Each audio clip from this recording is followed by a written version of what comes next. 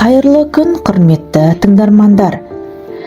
Ресми ақпараттарды жіберіп алмас үшін менің арнама тіркеліп, лайк, комментарий қалдыруларыңызды сұраймын. Атыраудағы болған оқиғадан кейін ата-анасыз қалған 5 баланың қазіргі жағдайы белгілі болды. Қалалық білім бөлімі берген ресми мәліметтерге сүйене отырып, балалардың қазір қайда және қалай өмір сүріп жатқаны туралы ақпаратпен бөлісеміз. Қазіргі уақытта балалар арнайы әлеуметтік мекемелердің қамқорлығында. Отбасының үлкен 3 баласы бейімдеу орталығында, ал 1 және 3 жастағы 2 кішкентай бүлдіршін балалар үйіне орналастырылды. Мамандардың айтуынша, балалардың жағдайы тұрақты.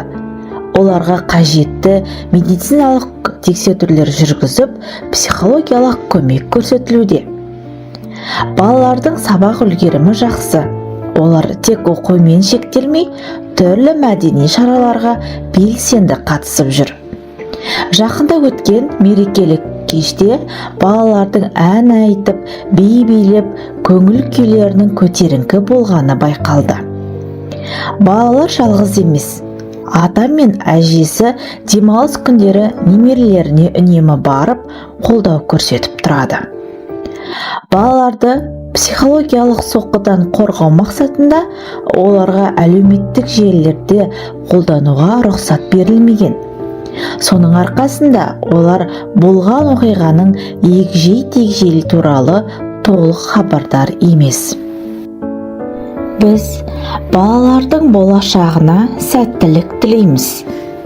Арнамызға жазылып, ресми ақпараттардан хабардар болыңыз.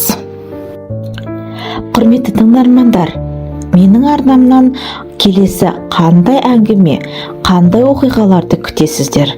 Өз ой-пікірлеріңізді жаза отырыңыздар. Бұл біз үшін аса маңызды.